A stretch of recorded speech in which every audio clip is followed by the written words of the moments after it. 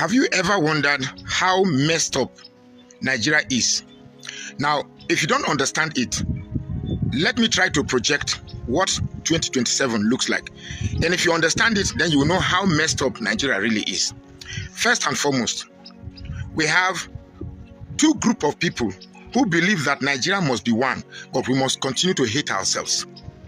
Now, I'm talking about the core Muslim North, who believe that if power does not reside with them, then governance must be distorted. Governance must be made impossible. We saw that in the Buhari administration, right?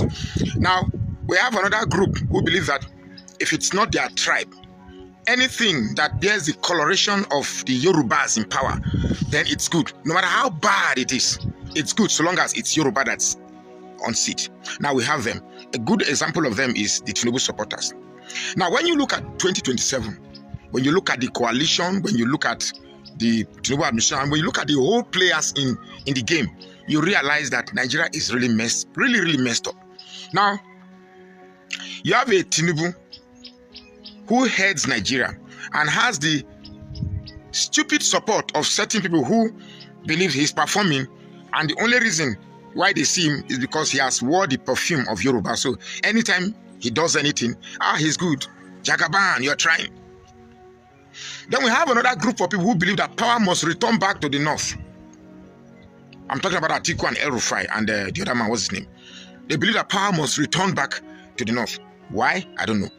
Then we have another man that's called Peter Obi, who I believe, the Tinubu, Atiku, El-Rufai, everybody knows that if Nigeria is handed to him, Nigeria will definitely change. Nigeria may not be better off, but it will definitely toe the path of betterment, where Nigerians begin to see that, yes, leadership can actually transform Nigeria. And if they give him that power, they believe that even if Peter Obi enters into a 4-year agreement, they believe that after the 4 years, with visible changes, Nigeria may clamor for his continuation, and that will bring another chaos.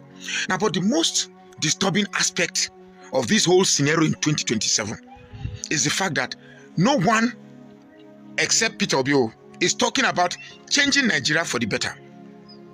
No one. Now, you may not have seen my video the recorded video for some time now. But then this morning, somebody called me and was like, there was a video I made sometime when I said, it's like Tinubu and the Fulani Caliphate. It's like they had an agreement, like a pact. That look, since you so want this power desperately and you've claimed it's yours, rather than this blackmail, okay, we're going to give you this power, we'll rig it and give it to you. But you see our Fulani agenda that we have started in motion, please don't go there. You can do your Yoruba agenda and whatever, but I say our agenda, don't touch it. Because how do you explain that insecurity can be this bad? Tinubu is not talking about it.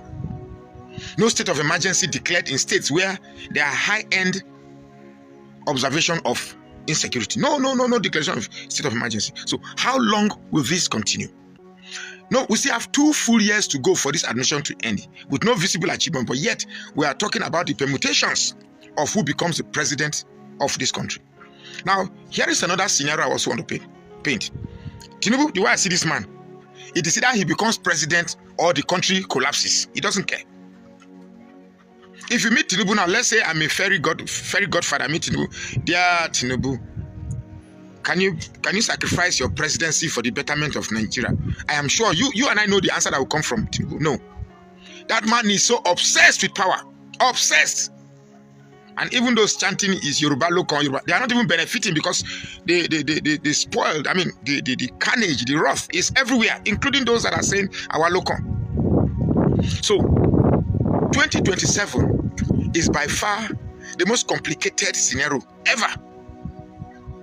If anyone says he can wrap his head around 2027, you're lying. You're lying. Because we have the greedy, we have the ugly, we have the bad, and we have the innocent. In fact, it's a pity.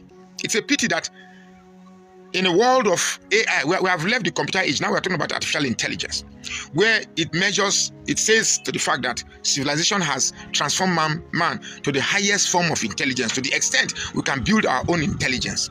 While the world is advancing in artificial intelligence, we are here still talking about tribalism, still talking about religious intolerance. And the most painful thing about it is that you see a young man, educated, still making arguments in the line drawn by tribalism, still making arguments in the line drawn by religious sentimentality. It's a pity that while we all cling on our biases, we fail to see that Nigeria is crumbling. So when 2027 comes, what will determine your decision? Is it that it has to be Tinubu because he's my tribesman, or because Tinubu is actually performing? Not performing in the lens of your biases. Or must it be not because the North, it must come to the North? Because some of you are judging Nigerians' power games since 1999. That's not true. Nigerian power games started since 1960. Or is it that we want who is truly good based on the options we have, Tinubu, Atiku, and Peter B? Now, because certain quarters have said that, look, an Igbo man will never be president, I don't see Peter B as an Igbo man. Of course, an Igbo man, but I don't see his yearning to be president based on the fact that it comes from a tribal rap, as some of you want to put it. But the choice still remains yours. What type of Nigeria do you want? A Nigeria that is identified by corruption and criminality, just as the rest of the world. Some of you that are supporting Tinubu, you travel out and you see how they look at Nigeria, but then you shy away that it didn't start today, it started from Buhari. Why can't Tinubu stop it? Of course, somebody who swims in criminality cannot assure, we always smell criminality. It's a pity. It's really a pity. Coalition drama in the political space. But let us actually take a look of the people that are calling for coalition. Nasir El-Rufai, Atiku Abubakar, Sule Lamido, and Rotimi Amechi. Let us look at their antecedent, their past, and their leadership role in the past. Let's start with the Pharaoh of Kaduna, El-Rufai. In Abuja, El-Rufai demolished people's houses illegally, acquired people's houses illegally to become his personal property, and he shared some of the people's property with his cronies. As a result of his demolition, many Nigerians lost their lives because they could not recover from it. Nigerians has not forgiven him. Fast forward to his 8 years of reign of terror and terrorism in Kaduna. The killing of almost 3,000 southern Kaduna people. Orchestration of the killing of Shia Muslim over 1,000. The killing of first-class emir of Adara chiefdom. All of this thing happened during his regime. He is a religious bigot. He is a religious fanatic. And the people of Kaduna has not forgiven him. What is his political relevance? Zero. He cannot even move in Kaduna, Zaria, or Kavanchan today without security. He will be killed by mob as a result of his atrocities. And if to say that Southern Kaduna were actually serious human beings, El-Rufai is supposed to be in the International Criminal Court of Justice now, answering questions for his atrocities. But yet he has the audacity to be calling for coalition because they did not actually go after him. Then let us look at the loan that he took, that he plundered Kaduna State into about loan repayment of 30 years. And what did he do with the money? Nothing. Except Shodnika's road in Kaduna North alone. No impact in any part of Kaduna. Left Kaduna with so many unfinished projects. And yet he's calling for coalition. That is the country we have. Let's look at Atiku. What are the antecedents of Atiku since he was a vice president up to date? Not much has been done. He only galvanized all the northern jihadis and the northern governors and engineered them to unseated good law by creating new PDP. Since then, he has been a political prostitute. What is his relevance? Zero. Let's look at Rotimi Amechi. Rotimi Amechi stole so much money from Rivers people and used the money to sponsor Buhari, a Fulani jihadist, and actually unseated his brother Ijoman from Bayelsa. That is his antecedent. I don't know either he still have relevance in South because I don't know either South people has forgiven him. Then let's look at Sule Lamido. It's even worse.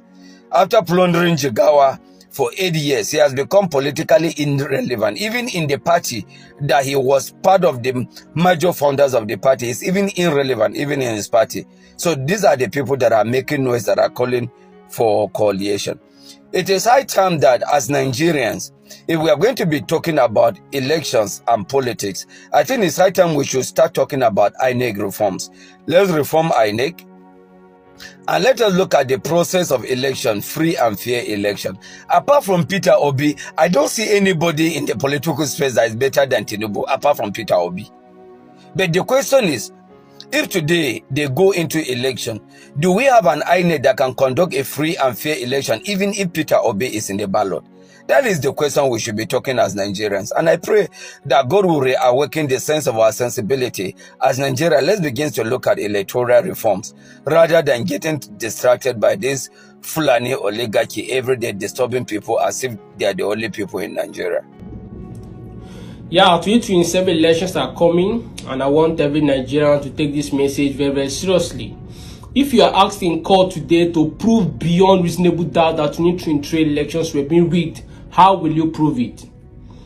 The truth of the matter is that nobody can actually prove in court beyond reasonable doubt that the elections are being rigged in this country, even though we know very well that the elections are firstly being rigged in Nigeria. Look at what happened in 2023 when Peter Obi carried out those thousands of documents into the courtroom in trying to prove that elections are being rigged. The truth of the matter is that if you are the judge in that courtroom, you think you have that time to go through all those thousands of papers in trying to confirm that the elections are being rigged? You cannot do that. You strike that case out and you don't have evidence. That's why we want to create a system that will make it very easy to prove that the elections are being rigged, if actually they do it, and to make sure the votes of the masses will count. I am an MD Tech Crew team. I have decided to build an high-quality website for free. Our plan is to use this website to get election results directly from the polling unit. Since INEC don't want to do it, we will do it for them, we will help them, so that in case they tell us there is a glitch, we will have a backup that they can come and take from us. No problem, but we'll still follow them to do the coalition. Our plan is to use this website to get election results directly from the polling unit. We are planning to divide this website into 36 states and the Federal Capital Territory, and each state subdivided into the ward level, the federal constituency, and the polling unit.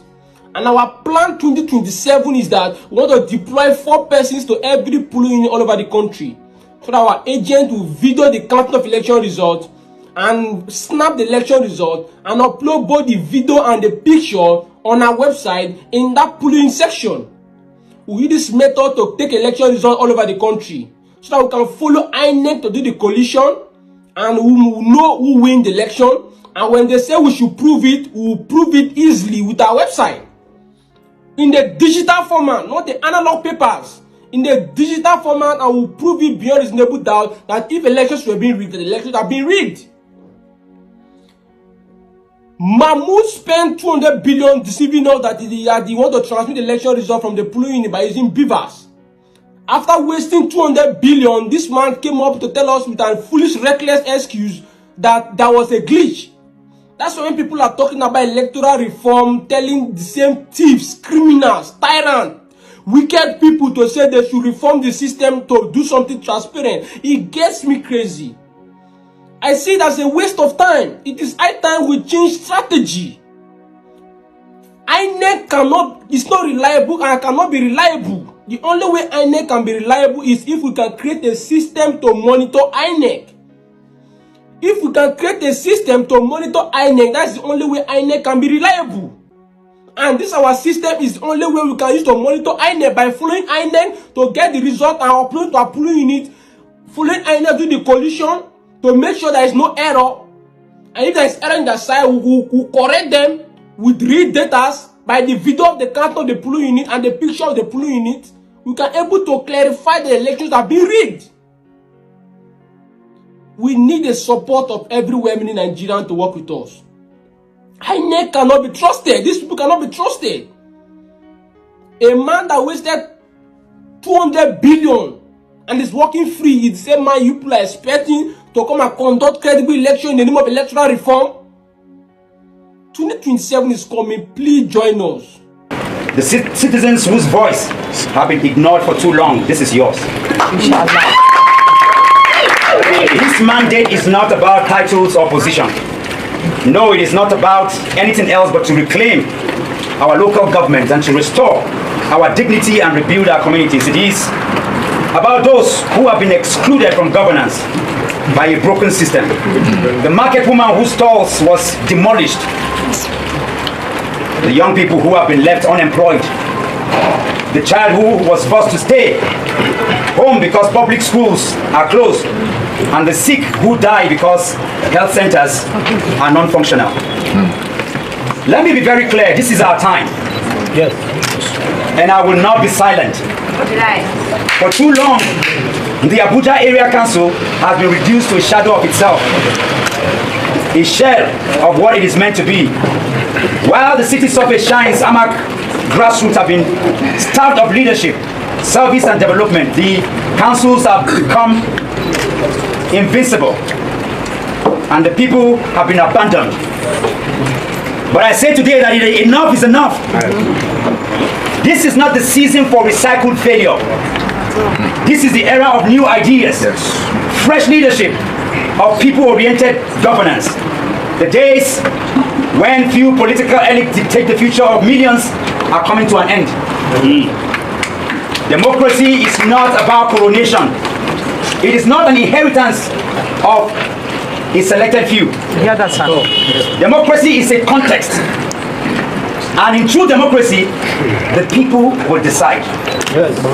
I, Dr. Moses Paul, aka Dr. Mo, do not come with arrogance and entitlement. No, I come with humility of purpose. Thank you, sir.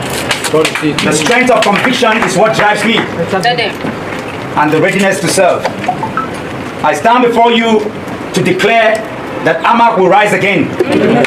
Not through empty promises, but through practical, people, solution-centered ideology. ADC! 5 key points of what I want to be held to, as this video is being done today. When we get there, I want this to be published, like my leader will say. I've had the opportunity just in 2024 alone to be in 17 states of America with him. And I've been around the world, from Asia, everywhere around the country. A man who has stood his ground against all odds. I did not even spoke with him or sought his consent. I never called him. I did not even have his phone number. When he sent for me in December 2023, he said, I've been watching you through the campaigns and how you've held up yourself. And I ask everyone today here to dig into who I am.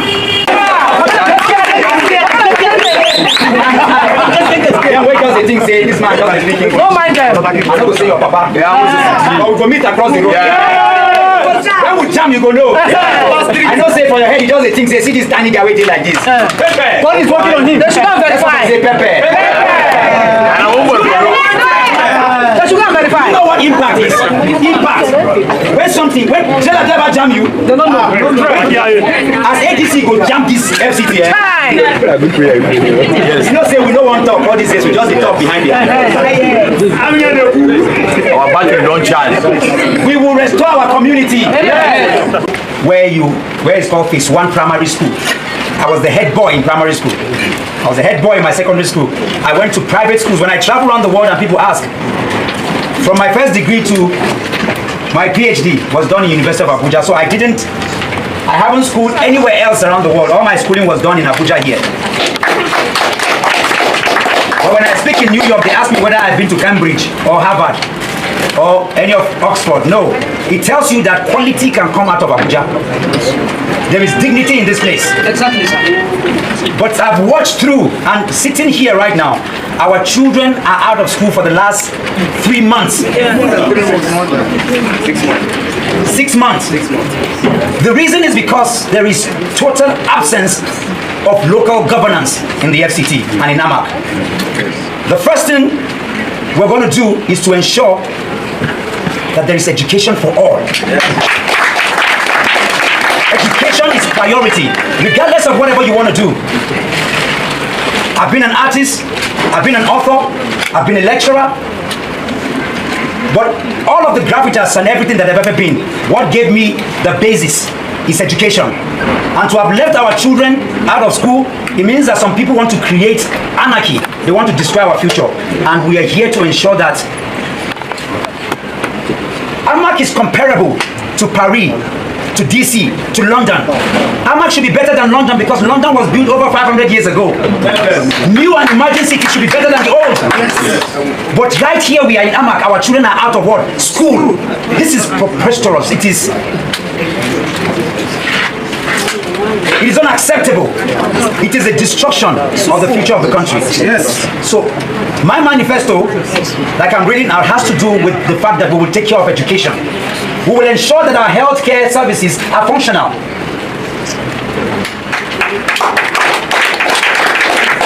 If you know Abuja like I do, you understand.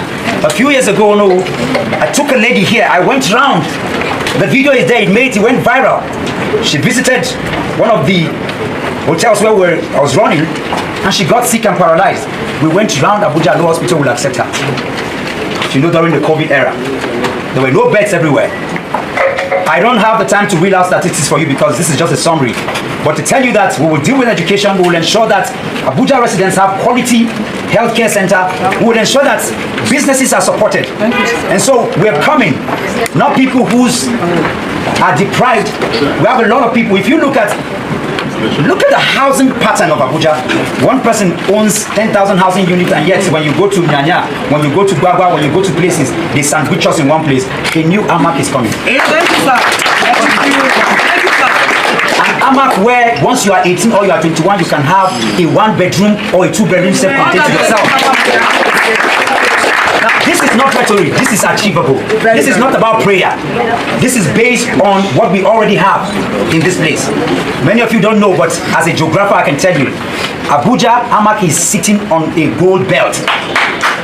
Nigeria has more gold than the Gold Coast in Ghana, but we're here suffering. Everything begins from AMAC. The moment we can raise the banner in AMAC, every local government in Nigeria would rise up. Governance is about locality. If you go to Europe and go to other places, to get what will make you become a citizen is not federal. It is a local people. And so we will get, it will be people oriented. Security is about my neighbor. Growing up as a child here, we looked at ourselves. What happened that now neighbors plan to kidnap other people? Security is broken, and that's because we don't have a governance structure that cares. There is no compassion, there is no capacity, there's no character. Obedience, are you here? Yes, sir. There is no what again? For competence. There's no competence. This is what the manifesto is going to be based on. Basics infrastructure. You can drive around the city center and be happy, but our local roads are completely dead because we do not have local government presence. Lastly, I want to say, how many of you have ever seen the local governor, the chairperson of AMAC, on TV, in places, talking to people and interacting with people? No. How many of you know them? We don't know them. This is why AMAC is in darkness.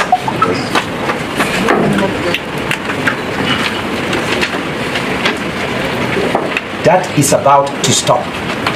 That is about to change. Good. What is ahead of us is great. But I dare say to you, our take on democracy is that we will have a governance that the people will choose. We heard that some people said that the result of AMAC has been written. I speak to INEC and I speak to the international community that are watching. I speak to Nigerians that the time has come. Governance is not for the selected few. Governance is not for the privileged. True democracy is a place where the people choose who they want to govern them. Exactly. Correct. And we are not. We are sending a message to them by our manifesto that we are not afraid At all. We are not ashamed. We will mobilize. That's what I say, mobilize. We will organize. That's what I say, organize. We will vote. We will defend our vote. Protect our vote. Right from the polling booth to the coalition center. Yes. Because Abuja is our home. Yes. Abuja is a place where, regardless of where you come from, whether you're a Muslim or you're a Christian, you are Igbo, you are Gwagi, you are Gwari, this is our epicenter. We will create a place where when people see you, they will not judge you by your tribe or your religion. Yes. They will judge you by your capacity. Yes. We will form a model for Nigeria, right, so that the children that will come, all the things that are destroying us will be alien to them. Ballot snatching will be alien to them. This is why I am running for the In a shocking expose, what we are seeing for the coalition is Atiku is being pushed by the northern blocks to lead the coalition. Must the South continue to rule? I've always said something that for Obi to grab power, it needs to be assertive and it needs to be decisive. In his indecisiveness right now has put the obedient groups, the obedient camps, and of course one of the most influential obedient social media guy has come out to speak and challenge Obi.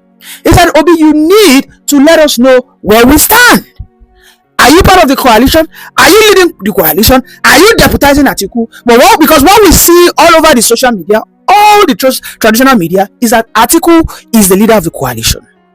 He might be the leader, he might not be the presidential candidate. But Obi, we need you to speak up. And immediately, the Atiku media wings, they release a poster, as you can have on my screen over there, that Atiku is going to be the flag bearer. Here is my news and, a wake-up call to Atiku. Atiku, Omalule. It's as simple as that. If Atiku cannot be a respectable elder statesman and a kingmaker at this point and this juncture, I will, on behalf of Peter Obi, say it that he will fail. Because Obi will not deputize Atiku. Obi is long past that. Obi has the political weight, right? But Obi must justify that political weight, by the way. But Obi has that political weight, he has that political capital, he has that political relevance, he has that political clout to oust Tinubu. What Atiku needs to do is he must depart from the shenanigans that we've always known the North for. Because the North have always been said that they are too greedy, too covetous for power. They do not want to leave power for a moment. They just want to be in the corridor of power. Not just to be in the corridor of power. They want to be the decision maker within the corridor of power. And not just that, they want to be the one that will the final say.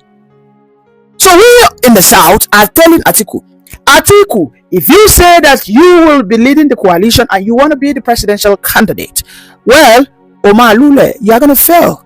It's as simple as that. Because I am telling you that it is still the North or the South. And these are the conversations. These are the conversations Obi must begin to have. Now, when David Ondain challenged Peter Obi, I can see there has been so many pandemonium. So many obedients came out and started challenging Obi that, Oga, yes. You see, while I was saying this some weeks and months ago, that Obi needs to be decisive in his actions. He needs to stop being reactionary.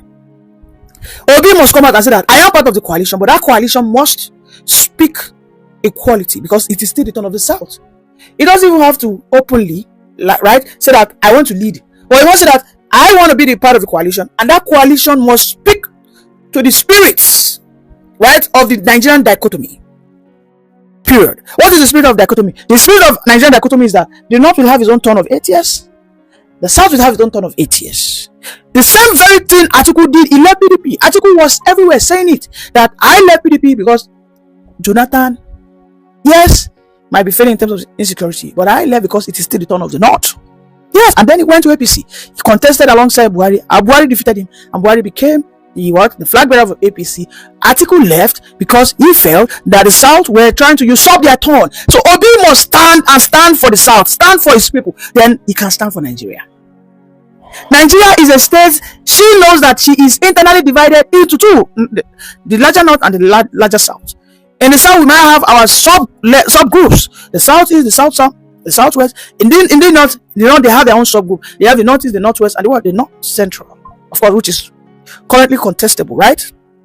Obi must accept his fate as a Nigerian, and as a Nigerian that he is, he must talk to the sentiments. I mean, why should an Atiku media team be releasing such posters and flyers? It is an affront on us as a Southerner. It's an affront on us because they are trying to tell us that if in 2014, 2015, that they can demand for the northern turn, so we the Southerners cannot. No. Imba. We will demand for the southern turn. Obi must align and demand for the southern turn. He cannot be saying that no, I don't vote for me because I am a Southerner. No, Obi must say that it is the turn of the South, and the South deserve to complete its 8 years. Tinubu has done 4 years. Tinubu will be kicked out, inshallah. What Obi must be saying is, I am part of the coalition. The coalition must fulfill the spirit of the Nigerian dichotomy. And if I finally emerge as the president of the coalition, I will vow to go for just one term so that the North will get the power back. These are the conversations David Ondei is challenging Obi, and all of a sudden Obi said he's going to have an emergency online webinar with his supporters base, which are the obedience in their large millions. Obi must stop to be reactionary, because Tinubu, as a bad guy that he is always proactive. We know Tinubu is a very, very, very, in fact, he's one of the most incompetent presidents we've ever had. He don't carry himself, go St. Lucia, go to flex, go to flange you. You understand? He's so relaxed, he's so unbothered, the oppositions are not troubling him, so he's more or less like an emperor nobody can question. And this is why I said, for Nigeria to move forward, we must have people who are courageous. Yes. If Obi becomes the president with this attitude he carries, I don't know if he'll be able to challenge the northern oligarchs. I don't know, but he must change. I have said in some videos that radicalism is what gets you solutions and results in Nigeria. I've said it in a video that I made earlier, that it is radicalism, rascality, just your ability to be mad and question and fight that gets you result in Nigeria. Because Nigeria as it stands do not like gentle people. They take advantage of gentle people. You might be gentle, you want to go by the rules, you want to go by the court, you just want to be the good guy. The evil guy will come and buy over the judges. And then you know what happens next? You become the victim. Right? You become the aggressor eventually becomes the winner, the victor.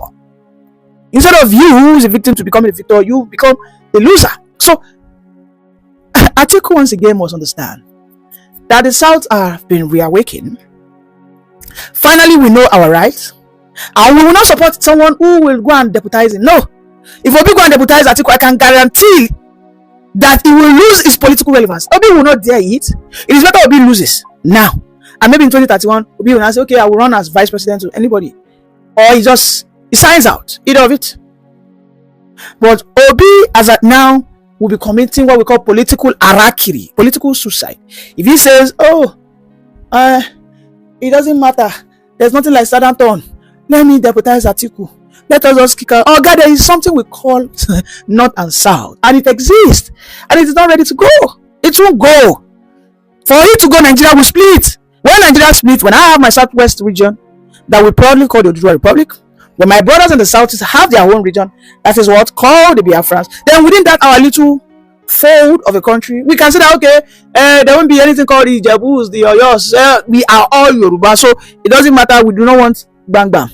We will not be talking about ideology. I am a capitalism. I am inclined to capitalism. Right wing. I am inclined to socialism. Left wing. I am liberalism. Maybe just, you know what I mean? But for now, if you cannot be playing politics of Yankee, even in the US, in the UK, they are very tribal in their politics. I mean, there's a guy who wants to go for mayor of Florida, if I'm not mistaken. Is it Florida of Chicago? That guy is a Muslim. He's not an American, right? By his family blood ties. He might be an American, maybe by birth, or by parenthood. He's not American. His parents are from, I think, is it India or one of these Asian countries that is Muslim, highly Muslim populated. The Americans, they are beginning to they are so tribalistic towards it. They're telling that, Islam, no, a Muslim man must not become this. Is that not bigotry?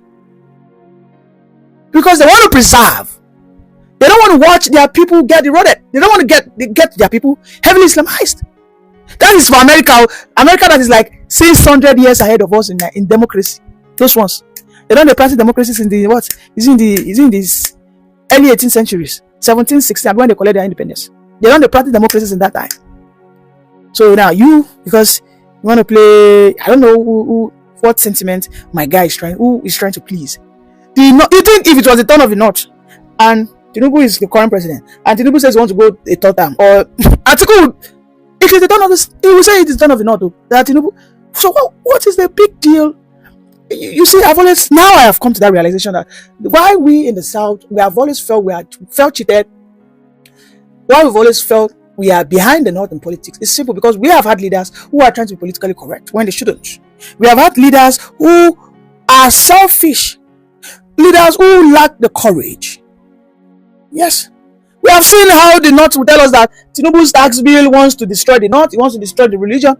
We know how they openly bargained. They went religious. They started saying that Tinubu wants to take away VAT because we are doing Sharia. So Tinubu wants us to lift our Sharia. We should start drinking alcohol so that we can have a share of the VAT. Those were the rhetorics they pushed until that tax bill was now what was looked in, was reviewed, evaluated, and eventually the derivation percentage that was supposed to be 60% was now taken to 30%. It was supposed to be increased from 20 to 60. That's about 300%. It was just barely increased by 50%. That's 20% to 30%. What did they do? They were pushing the northern interest. We must begin to push the southern interest as a collective. If Obi cannot do it, then it will just be pushed aside because the North know what they do. These guys are just, by God, it is clear to me like night and day. You cannot be saying that I am a pan-Nigerian. Okay, now they go push you aside. Not what they do for Nnamdi Azikiwe. Nnamdi Azikiwe from a pan-Nigeria. What did they make him? They made him a ceremonial president. A ceremonial president. Tafawa Balewa, who was a premier, who was the prime minister, was calling the shots. Tafawa Balewa, who was the premier, was more or less like the chief of army staff, the grand commander of the armed forces. So he was just there like a laissez-faire leader who couldn't. He was just there, a Tom Dick leader. He couldn't make decisions. He couldn't take decisions. So whatever direction we are going come 2027, it is clear that the North are not joking. They've taken the decision. We want to grab the power. We are in this coalition to grab power. And not just to grab power for Obi. They are there to grab power for Atiku. It is when Obi begins to say such words that I've said, it will get to that point. We're not going to see what they are here now. See, they said by Wednesday they will announce what the coalition, who are the people that consist the coalition, who are the coalitors. Yes, no, I want to see. But for now, we suppose one they know, say, they are going to coalition. Now Obi will lead that coalition. Because Obi says, suppose one they ring the bell for their ears. Say, okay, I am going to be a part of the coalition. But the coalition to be just, it must speak to the spirit of the Nigerian dichotomy. Because you cannot deny it. There is what we call the southern interest, and there's what we call the northern interest. The southern interest, we want to be progressive, we want to be productive, we want to have our own share of our 8 years. The northern interest is they want to be theocratic, they want to be Sharia, they want to have whatever. They want to forgive their Fulani elders who are killing them, They want to have this. It is their whole northern interest. Who cares? So since we have found ourselves in this country, and we have not had leaders that will say, okay, let us collectively agree that this country cannot work the way we are. We cannot continue in this charade, this nonsense, this hypocrisy. Let us cut it into pieces. Let everybody go their way. For as long as we have not had such leaders, no leader can say he wants to get to that position of power if he will not ride on the sentiment of his regional people. It's not going to happen. Obasanjo rode on the sentiment. Have you guys forgotten? Obasanjo rode on the sentiment of the South because Abiola is a Southerner. People wanted, the Southerner was supposed to be the one that would have become the president. Abacha took the power. Okay, you know what? Let us cede it to the South. And they did. It was between Falaye and Obasanjo. Obasanjo became the president. 8 years. Immediately 8 years, Obasanjo wanted to try to break the status quo. What did he not do? The North was about to go into anarchy. In less than 3 months, Obasanjo said, I thought Nigeria wanted capacity and competence. Okay. You know what? Peter Dili, you go and relax. And they went to go and bring Umar Yar'Adua. Yar'Adua will be your president. And we saw the, say, Baba, rank a day, rank. And Umar Yar'Adua, because he became the president. Listen, Umar Yar'Adua, there was no primaries. Umar Yar'Adua wasn't involved in any PDP primaries. Peter Odili was already the presidential candidate. He was already sharing money now. The very famous hot air balloon that was spraying money. Have you first forgotten? In Lagos, I saw it with my 2 korokoro eyes. Not be said and say. He was already doing such because he already knew he has a match as a president candidate. Then all of a sudden, we just had that sudden turnaround. What do you think happened? They told all the leader, Oga, we must respect the northern interest so that Nigeria no go split. So, OP must understand that he has to stand up. Just as his guys have said, David Ondei, he must speak to that southern sentiment. Yes, it is. Because he is a behemoth. But it seems he doesn't understand his word and value yet. But I hope he does before it is too late. Because Atiku, as far as I'm concerned, is there to snatch and grab. And it's very unfortunate for me to see that Atiku becomes a leader. And Obi will say he wants to deputize. He's just as good as gone. I hope that doesn't happen. But one thing is true and guaranteed. That no matter how they try to outsmart or outplay the South in that coalition, the North will not get power by 2027. The South must complete, whether it is Tinubu, whether it is any other Southerner, the South will get that power. Otherwise, yes, I know, Nigeria will break up. Tell ourselves the truth now, at least for once.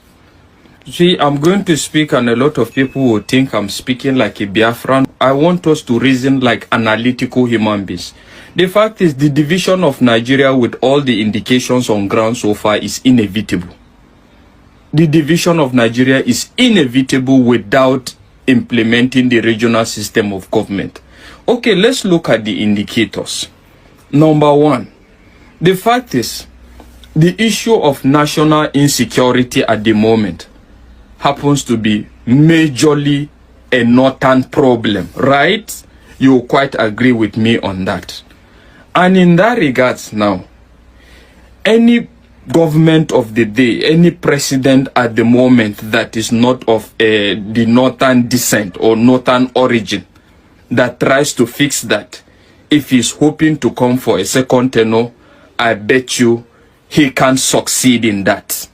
You quite agree with me, right? And this is what I mean by that. Okay.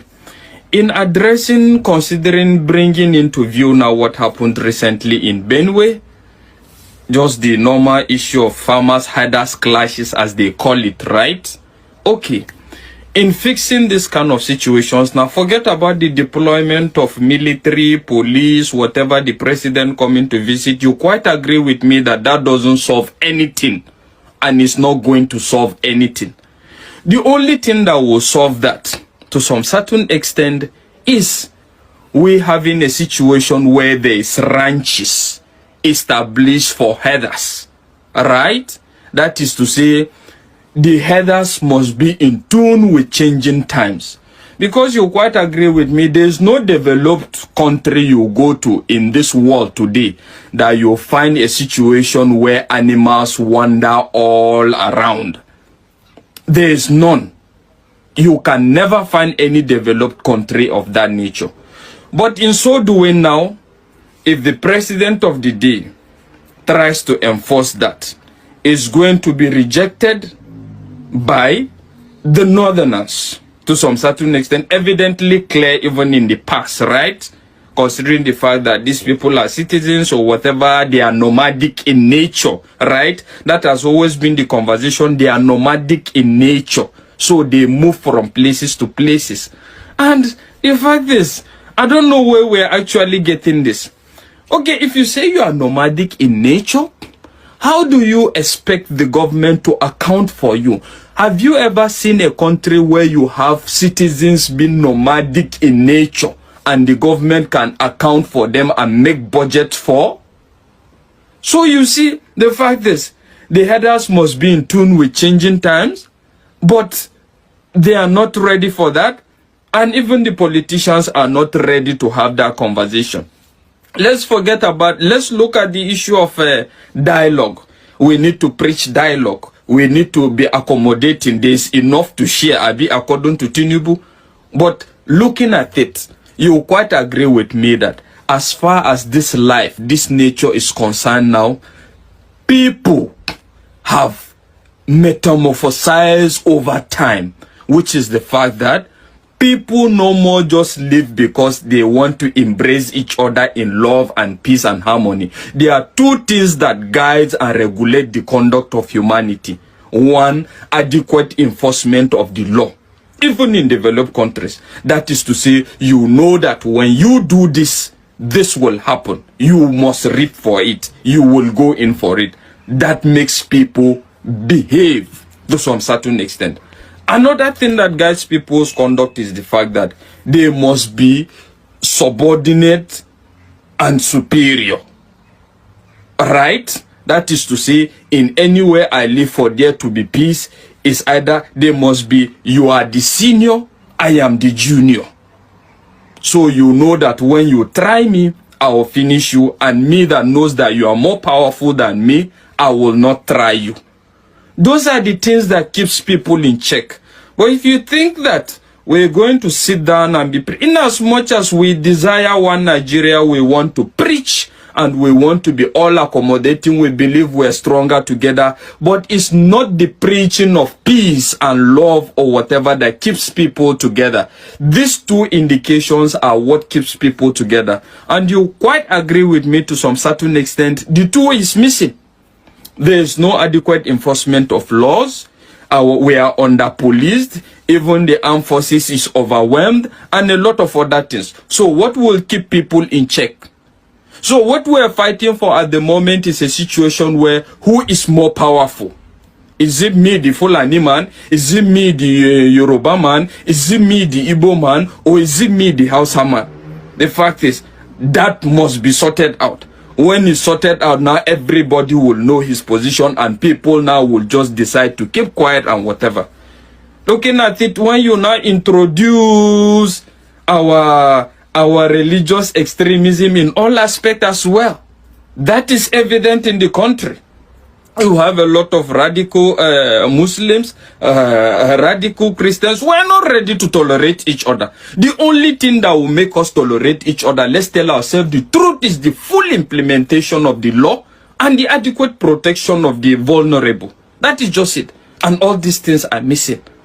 So, how do you tell me we are not going to divide? And the fact is, looking at it now, Tinubu will not dare go that way. Right?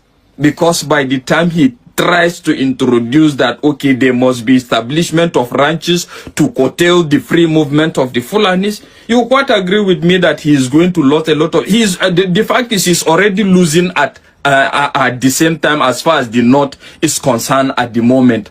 And that is what will even bring the division closer in that regards.